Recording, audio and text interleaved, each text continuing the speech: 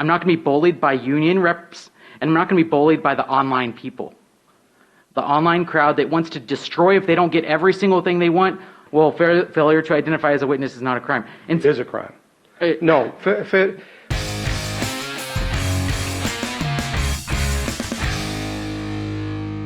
The central thing that I campaigned on is getting rid of the charter and returning to what Leon Valley used to be, a peaceful, serene place where people get along, where duly elected officials are not kicked out of office by their political opponents, a place where the city council makes decisions that are in the best interest of the community and those that elected them, and where decisions aren't made based off of a city manager's agenda or her personal feelings or beliefs. That being said, so of course this is very personal for me, and I echo the sentiments of Councilor Bradshaw. I mean, literally 100% of people that I know, that I spoke to, that voted for me, knew that my central issue was getting rid of the charter, and they voted me in office for that. And so, as a responsible council member, I have to represent those that elected me, because it was the majority of Leon Valley residents. And I know there's dissenting opinions, and we could go back and forth all day long. But when it comes down to it, for this issue so far, and again, I'd open up, like, if there's another way that we can do it, bring it to me, and we'll have this discussion again, and try to return to general law type A city, or whatever it takes to get out of our current toxic environment. But I'll be the first one to bring that up in a future council meeting if there's a person out there that can bring another resolution to me, or we're a lawyer or whatever. But for the time being, our hands are kind of tied. After the last meeting, we had the union reps out here talking about the agenda item, but it wasn't really our agenda item. So it could have had to do a little bit with it, but honestly, that wasn't the meat at what we were trying to get at. So, but it has a list of the policies that we actually wanted to address. And there's a long list of them, because they're probably, I mean, in my opinion, and what I heard from the citizens of the community, is that we need some change. That's why they voted me into office. And I'm going to preface what I'm going to say by, I'm not going to be bullied. I'm not going to be bullied by union reps, and I'm not going to be bullied by the online people. The online crowd that wants to destroy if they don't get every single thing they want. Like, it's not going to affect my decision making. I understand that my boss is the citizens of Leon Valley that elected me. It's not the union reps, and it's not the YouTube crowd. So that being said, I'm going to start off by telling you a little bit about myself. So the elephant in the room is the auditors, the agitators, the people that are disliked in like improportionate amounts compared to other citizens. And one of the things, in the summer of 2018, we arrested a lot of people in front of City Hall. I haven't checked this up on myself, but I feel like I was probably told accurately that since we stole liberty from all of those people that were arrested in front of City Hall, since we took away their liberty and locked them up for at least a night, since that happened, all of their charges have been dropped. All of their charges have been dropped, 100%. Every single one of them that their liberty was taken away, they went there for the night, and since then, either the DA has made the decision not to prosecute, or so the concerning element, and again, this is like way bigger, and there's so many agenda items to really talk about, but I feel like and it kind of goes back, like the policies, we need improvements in certain areas. And I think one of those areas is de-escalation and learning how to diffuse situations like that, where we don't lock people up for the night and then later on their charges have been dropped. I mean, you seem to dispute that fact. Absolutely. So how many charges have stuck? I don't know how many, and they're all not over with either. Right. So I know that the original person that got arrested that started us down this road, pled guilty to 8 different charges. I know that people that have called in and harassed have been criminally charged. I know one person got shot by the FBI. So no, they're not all. And if I put the DA in here today, and you see it on TV every day, just because the DA drops a charge or they feel like, we don't have time to mess with this, doesn't mean that it wasn't a good charge. That's not even close. We see it right now. Every protester that got arrested in Austin, the DA came out later and said, you know what, we're going to drop all the charges. And they have the right to do that. That doesn't mean that the arrest was bad. That doesn't mean that at all. So you addressed other people. I said 100%. So what really started all of this agitation or started auditors coming out here was the fact that we took away these people's liberties when they were peacefully protesting in front of the city hall. Not true either. I saw a video. They were peacefully protesting in front of the city hall. Correct. And there was an address posted online by somebody, probably was not any of them. It was somebody else, probably in California or another country, posted an address online. And then we took it to the extreme level of going out and arresting all of them. Now, the good news is what I did... Councilor Zek, this is all part of the lawsuit that the auditors that he seems to be defending. This is all part of that lawsuit. Is it really appropriate for us to be having this conversation as members of council? Well, I mean, we probably should get back to the agenda. Yeah, I was going to say, we're really off on here. We've been from now we've got the auditors. So what I was going to say, so I looked at this exact incident, how it would have been handled had we adopted the TPCA policies as they're written, the best practices policies. And it was interesting because I was kind of like playing the situation through my head and looking at the policies. And again, I'm missing a lot of currently on Valley policies, but a lot of the TPCA policies, like we couldn't have arrested all of those people because no matter what, there was only one person that could have committed a crime for all the arrests. Not true. Well, failure to identify as a witness is not a crime. It is a crime. No. What you're saying is not even close to being true. What you're doing is you're listening to these auditors and you're allowing that to shape your mind. No. If you would ever sit down with us, I'd love nothing more than to sit down with you and explain to you the truth. Here's the deal, though. So this problem is not going to be resolved from me and you sitting down, especially. Like it's going to be resolved with a whole community effort, and we're going to have to get people from all the different sides. And you know, my proposition at the end of the day is that we do adopt these TPCA policies, which seem the heck of a lot better than what we currently have on the books, and mend them a little bit to adapt to our. But then we bring people from all the different groups, from that we bring some of the auditors, that we bring some of the union guys if they want to participate, that we bring citizens from Leon Valley who really should be involved in the process, that we bring police officers from the department, and that we all have a combined effort to go through these policies, because it's not a simple solution by any stretch of the imagination, but go through all of the issues. And again, I listed out like 20 of them on the thing. We haven't talked about any one of them out of all of those, but go through all the issues and using the TPCA policies, really talk through it, because that's how we're going to mend the relationship between the community. It's not going to be solved with me and you, and it's not going to be solved with just police officers, and it's not going to be solved with just city council either. It's going to take us all coming together and going through these policies and kind of hashing it out. And so that's what I would propose. I don't know the best way to like, you know, to navigate that system and, you know, bring everybody to the table, so to speak.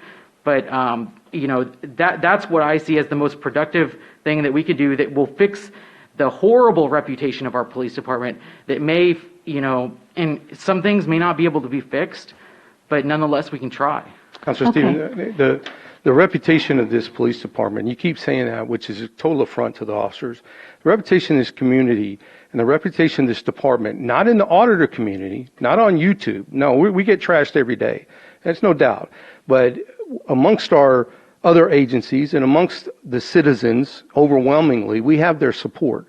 So I'd love nothing more than to sit down with everybody you just said. But I want to remind you, just like you wrote in your email back to me, that the Texas Police Chiefs Association Best Practices Program recommends, and TML recommends, that you adopt those holistically, in whole. So if we start making all these adjustments to these policies, we're no longer covered. What they're telling you is legally, you're in much better, stronger footing if you legally say, here's the policy, and you only change it to make it specific to, that's a chief or a deputy chief or a lieutenant who needs to have that chain of command, whatever. So If we sit down and the auditors want to put in 2 cents and these people want to put in 2 cents, it's no longer the Texas Police Chiefs Association best practice policy. It now becomes something different. To be getting ourselves in trouble by trying to do something that's not what's recommended by the experts. I wanted to address an issue that came to light last week in regards to applications for candidacy for the elections coming up in May. I was pretty disturbed to find out that Mr. Martinez had submitted an application the first day. I think that was Wednesday, the day after the council meeting, early in the morning. And yet, later on in the week, we did not see his name listed on the city website. So there was 2 other candidates that had submitted, and their names were listed there. So I would love an explanation for why we saw that discrepancy. I've heard from others in the community that that there was attempts to not qualify or certify his application or not accept it. So again, you know, we spoke about the issues of the city charter and the legacy of it, and here we see it rearing its ugly head constantly. So yeah, I'm definitely disappointed that it doesn't look like we're going to be able to move forward with repealing that. And I just want to remind city staff that if you're playing political games again, or you're taking it upon yourself to make decisions that are really not in your purview, just think about what has been caused here over the last 2 years.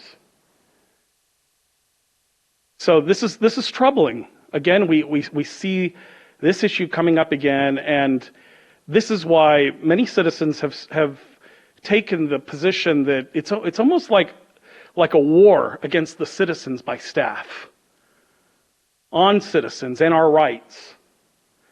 So, you know, the city secretary, I think we've seen plenty of instances where she's actually gotten involved in politics, and this was another instance of it. And so, as a citizen, this is why we find ourselves in this place. And I would just like to remind staff, stay out of it. Okay. Thank you. Mr. Mata. Mayor, City Council? Yeah. Both items. Okay. In my 3 terms as a city councilman, whenever we had an item that we liked placed on the agenda, we never drafted the ordinance. Mm-hmm. Staff always did that for us. So, you know, is this a problem of the systemic problems that's plaguing staff? You know, for a lack of a better word, is this part of the Kelly effect? It seems like she, in her management style, she did a lot of things that it appears like caused the staff to become rude, unresponsive to the people, and even the police officers. I've had people complain about their attitude, just a poor attitude of staff. Now, what can we do? And, you know, Mr. Brummett is probably probably one of the best city managers we've ever had. I give him great praise, but hopefully he can start to see these systemic problems plaguing our staff, and he can start working towards correcting it. And if he can't correct or console the staff and discuss it with them, maybe they have to be fired. But at least give the staff a chance to change their attitude and change the way they present themselves to the citizens of Leon Valley. Thank you. Okay, thank you. I'm completely in favor of this motion to give you the raw data. I think the citizens deserve to see it also. I think the citizens deserve to see the raw police survey data. There should be nothing to hide there. It's just what people in the community are saying about their own police department. So, you know, that's kind of my thoughts on this issue. So, okay, thank you. Councilor Hefner. I have a couple of thoughts. No particular order. I understand that in the last however many months and years that there's been a divide, an animosity between the previous city manager, members of the community, some current councilors. I've been on this council for about a month, and I'll be the first one to say I wasn't elected, I was appointed.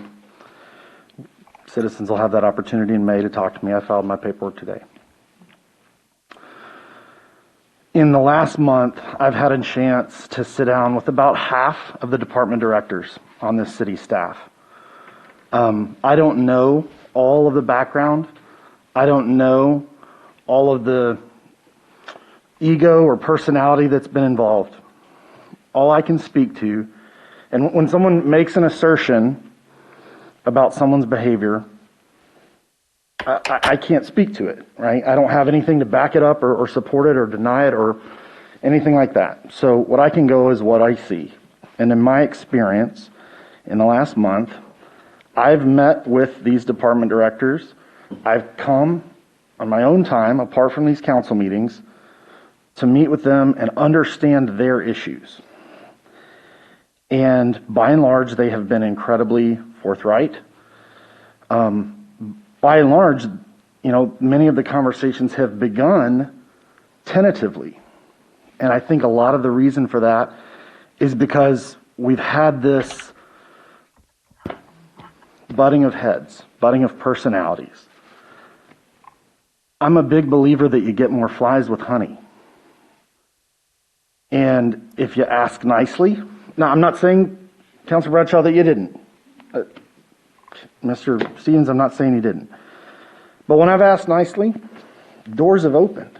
I've seen people visibly relax in their chairs talking to me, having conversations, one human to another. I've gotten incredible data showing me things that are going on in the city about issues that I care about. It's been very informative. I understand. We had a city manager here. I didn't work with Ms. Kunzler directly. I met her a handful of times, when I came up to council and said hello. So I can't speak to other people's interactions with her. I can't speak to the influence she had over the staff in her charge. What I can say is Mr. Brummett has been incredibly professional. He's been very willing to flex his schedule. He arranged for a meeting on the holiday this week for me to meet with a department director. And I appreciate the flexibility that I've received. And I want to implore my colleagues on this dais, let the past die. Let the past be the past. Let's look forward to solving our problems under the situation that we have now, which is we have an interim city manager. We're going to look and hire a permanent city manager. I think we have people who work in this city who genuinely just want to come to work and do their jobs. And if we would meet them where they're at, if we would let the hatchet be buried, if we would not come up here in a public forum and berate them, whether you agree with their motives in the past or not, they very well may have been under direction of their bosses. And if I'm sitting in my job and I have someone request something of me and my direct chain of command is telling me to do something different, you're going to do what your boss tells you to do. Now, I agree that we as city councilors are the bosses, I guess. The citizens are our bosses. And so I think the way you get things done is you have a mutual level of respect for people. If we look to our national leaders and we look in the House of Representatives and in the Senate, as bitterly divisive as our political environment is in this age, there is still decorum. And you still see people say, the gentle lady from Nevada or the gentleman from Kentucky, regardless of which side of the aisle they sit on. I think we need to get back to that and get to a point where we can simply say, please give me what I ask for, And I understand you've done that. I would hope that in the coming days that those requests would be fulfilled. But I would ask that my colleagues, when we're in a public meeting, we should be respectful of our staff. If we need to make a public request and get it on the public record, I'm fine doing that. If it's not working privately, but I think we need to do it in a professional manner. That's all.